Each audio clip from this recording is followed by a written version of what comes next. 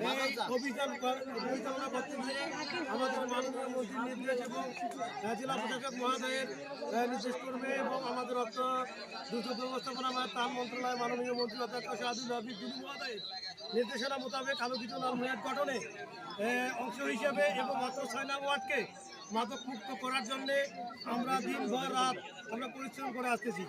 আমরা এই আলোকে অভিযান গতকাল থেকে আমরা অভিযান চালিয়েছি, রাত থেকে সারা রাত জেগে থেকে অনেক কষ্ট করে আমাদের এই আলোকিত লালমনিরহাটের যারা কর্মী রয়েছে, আলোকিত কর্মী, মাদক প্রতিরোধ কমিটি,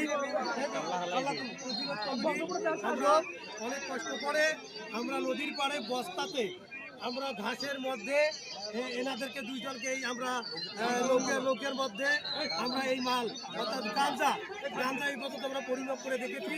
এখানে 13 কেজি আছে, এখানে দেখতে পাচ্ছেন 13 কেজি মাল রয়েছে। আমরা মাপছি, আমরা প্রশাসনকে খবর দিয়েছি, অবশ্যই প্রশাসন আসবে। আমরা প্রশাসনের কাছে এই মাদক ব্যবসায়ীদেরকে আমরা সুপোর্ট করবো ইনশাআল্লাহ।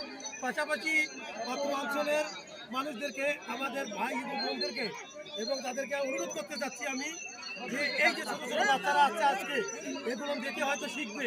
আপনারা সবার স্থান থেকে সবাই সহযোগিতা করবে যাতে এই অঞ্চলে আমরা কোনো মাদক সেবনকারী, মাদক ব্যবসায়ী, যারা মাদকের সঙ্গে জড়িত আছে তাদেরকে নির্মূল করতে চাই।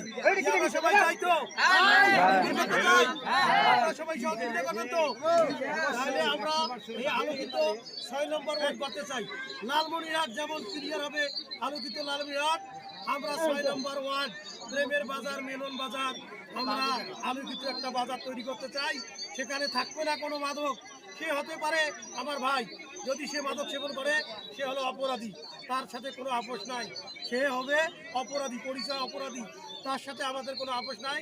এই জন্য আপনাদের কাছে অনুরোধ করতেছি, আপনারা যে যেখানে আছেন সবাই সহযোগিতা করবেন এবং এই মাদক সেবনকারীদেরকে ধরিয়ে দেবেন, তাৎক্ষণিকভাবে আমাদেরকে জানাবেন। আমরা প্রশাসনের সুযোগ করব এবং আইনিভাবে তাদের শাস্তির ব্যবস্থা করে। গতকাল আমাদের মাননীয় প্রধানমন্ত্রী মহোদয় জনাব তারেক রহমান, তিনিও এই মাদক সম্পর্কে বিস্তারিত আলোচনা করেছেন। ওনার হাত ধরে বাংলাদেশ একটি রাষ্ট্র এবং সুন্দর আলোকিত বাংলাদেশ গড়ে উঠবে। তারেক রহমানের নির্দেশে বাংলাদেশ মাদক মুক্ত হোক এই আশাবাদ ব্যক্ত করছি এবং দুটো ভাইয়ের নির্দেশ করবে আলোকিত লালমনিরহাট গড়ানো, এই আশাবাদ ব্যক্ত করছি।